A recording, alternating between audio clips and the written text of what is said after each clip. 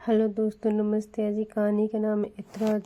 रुचि हैदराबाद की एक MNC company में सीनियर पोस्ट पर काम करती थी। उसके परिवार में उसके पापा प्रकाश जी और मम्मी गायत्री जी थी।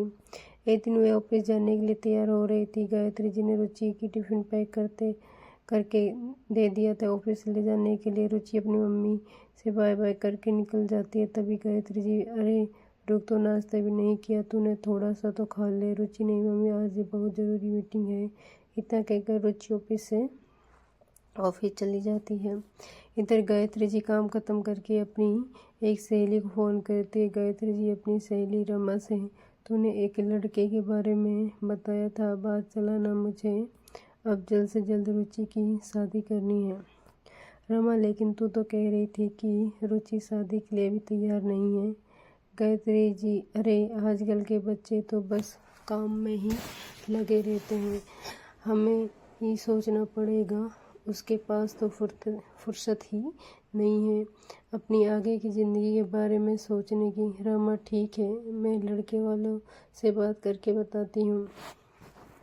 अगले दिन रमा गायत्री जी को लड़के के बारे में सारी बात बता देती है और उसका बायोडाटा और फोटो भी भेज देती है। शाम को प्रकाश जी जब घर आते हैं तो गायत्री जी उन्हें सारी बात बताकर लड़के की फ़ोटो दिखा देती है। कुछ ही देर में रुचि भी आ जाती है। दोनों उससे शादी की बात करते हैं। बेटा, अब तुम्हारी शादी की उम्र हो गई है, अब तुम्हें शादी कर लेनी चाहिए। पहले तो ये मना कर देती है, लेकिन बहुत समझाने के बाद ये लड़के से मिलने को तैयार हो जाती है। तो 2 दिन बाद एक रेस्टोरेंट में दोनों मिलने पहुंच जाते हैं। शिवम और रुचि दोनों मिलते हैं। रुचि लंबी, कद-काठी और दिखने में बहुत ही सुंदर थी। उधर शिवम भी अच्छी, कद-काठी और देखने में सुंदर, बस हल्का सा सांवला था, पर उस पर बहुत सूट होता था। दोनों ने एक नज़र में एक दूसरे को पसंद कर लिया, पर रुचि अपनी सारी बात पहले ही क्लियर कर लेना चाहती थी, जिसमें बाद में कोई परेशानी ना हो। और काफ़ी देर तक बात करते रहते हैं। रुचि, देखो शिवम, मैं एक सीनियर पोस्ट पर हूँ। एक तो मैं अपनी जॉब नहीं छोड़ सकती, दूसरे मैं घर का काम नहीं कर पाऊँगी, क्योंकि मुझे घर आकर भी ऑफिस का काम करना पड़ता है। शिवम, मैं समझता हूँ रुचि, हम घर के काम के लिए मेड लगा लेंगे। रही बात तुम्हारी नौकरी की, तो मुझे और मेरे घर वालों को तुम्हारी नौकरी करने पर कोई ऐतराज़ नहीं है। दोनों की सहमति होने पर दोनों परिवार एक दूसरे से मिलने पहुंच जाते हैं। प्रकाश भाई साहब, बच्चों ने तो एक दूसरे को पसंद कर ही लिया है, अब आप भी बता दीजिए। राकेश जी, भल भाई, जब बच्चे मान गए तो भला हमें क्या ऐतराज़ है। आज अच्छा सा मुहूर्त निकलवा लीजिए। पंडित जी को दिखाकर शादी का अच्छा सा मुहूर्त निकलवा लिया जाता है। 4 महीने बाद शादी तय हो जाती है।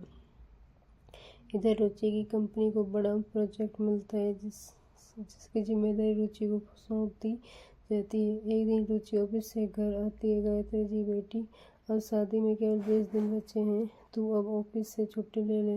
रुचि, माँ, मैं तो केवल शादी में 2 दिन की छुट्टी ले पाऊंगी। इस समय मेरा बहुत जरूरी प्रोजेक्ट चल रहा है।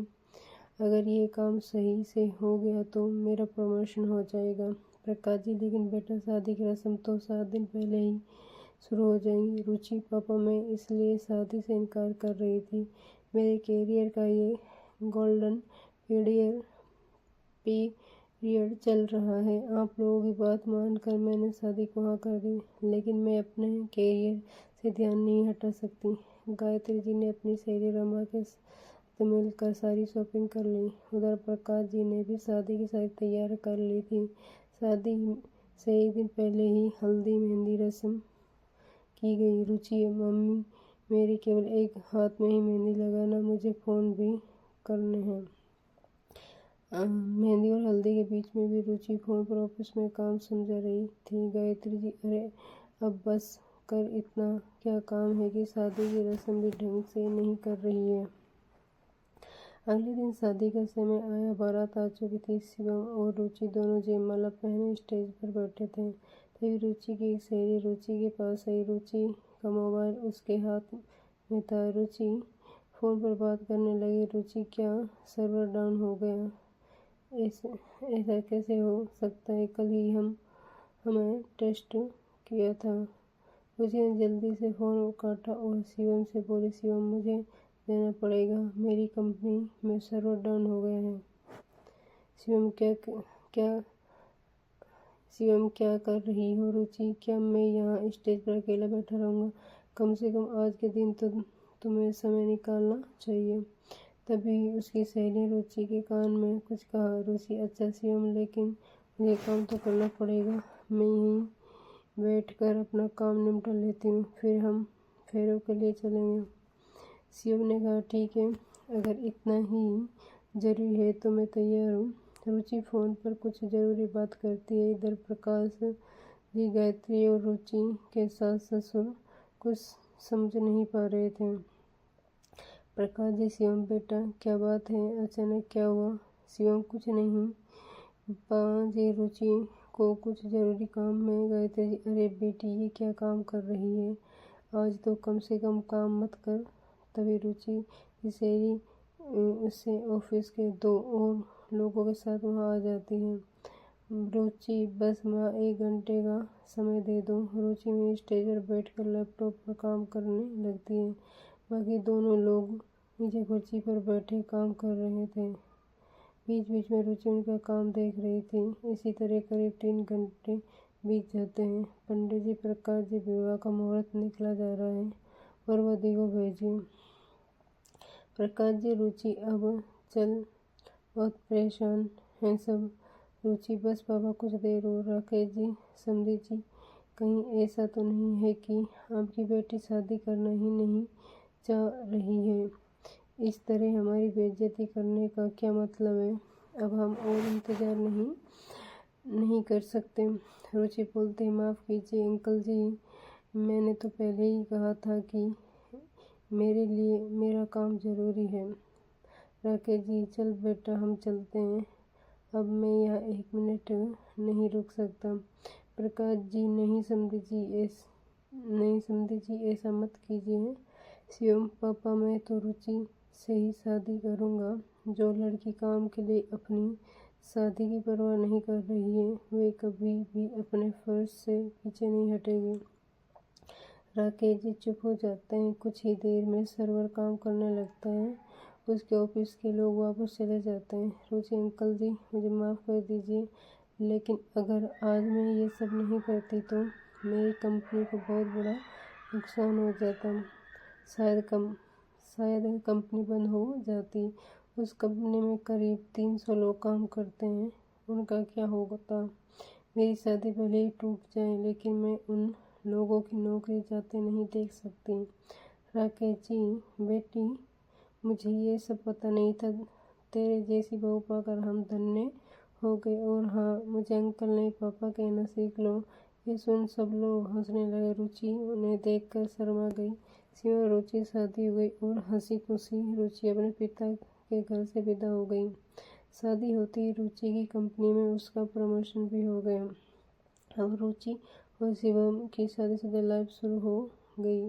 रुचि ने घर और काम दोनों को बहुत अच्छे से संभाला, लेकिन रुचि जो शर्त रखी थी कि वे घर के काम पर ज़्यादा ध्यान नहीं दे पाई, क्योंकि उसे घर पर आकर भी ऑफिस का काम करना पड़ता है। शिवम बहुत ही समझदार और सुलझा हुआ लड़का है। जैसा कि शिवम ने उसे प्रॉमिस किया था, उसने शादी होते ही 2 मेड रख ली। इसमें से एक घर का सारा काम करती है और दूसरी खाना बनाती है। सब कुछ बहुत अच्छे से चल रहा था। शादी के 1 महीने बाद ही पता चला कि रुचि प्रेग्नेंट है। ये खबर सुनकर शिवम, रुचि के माता पिता गायत्री जी और प्रकाश जी और शिवम के माता पिता भी बहुत खुश हुए। लेकिन रुचि प्रेग्नेंट होते ही तबीयत खराब रहने लगी। शिवम ने रुचि को डॉक्टर को दिखाया और कुछ टेस्ट करवाए तो सब कुछ सही आया। अब शिवम रुचि का और भी ज़्यादा ध्यान रखने लगा। 3 महीने ऑफिस कंटिन्यूस करने के बाद रुचि ने घर से ही अपना ऑफिस का काम करने के लिए परमिशन मांग ली।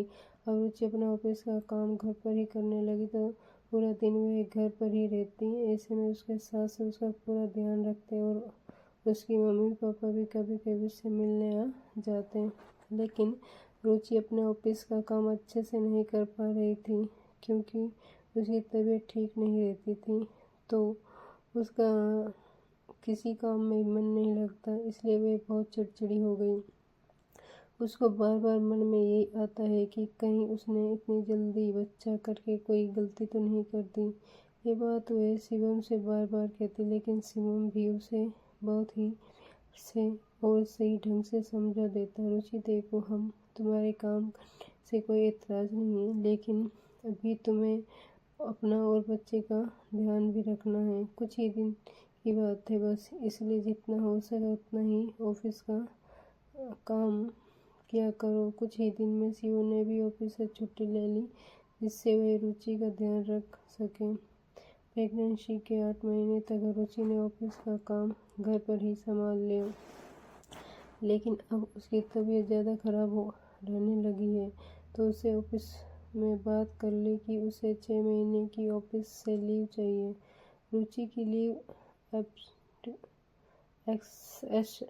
एक्सेप्ट कर ली गई और आखिरकार रुचि की डिलीवरी का दिन आ ही गया। रुचि को अस्पताल में ले जाया गया। रुचि पिता शिवम और उसके माता सासुर सभी अस्पताल पहुंच गए। रुचि को सिजेरियन से बेटा पैदा हुआ जो कि बहुत ही हेल्दी था। अब रुचि पूरी तरीके से अपने हेल्थ का, अपने बच्चे का ध्यान रखती है। शिवम ने भी कुछ दिन की अपने ऑफिस से छुट्टी ले ली थी जिससे अब वह भी रुचि और अपने बच्चे का अच्छे से ध्यान रख सकें। दोस्तों, अगर ये कहानी पसंद आई है तो चैनल को लाइक शेयर सब्सक्राइब जरूर करें।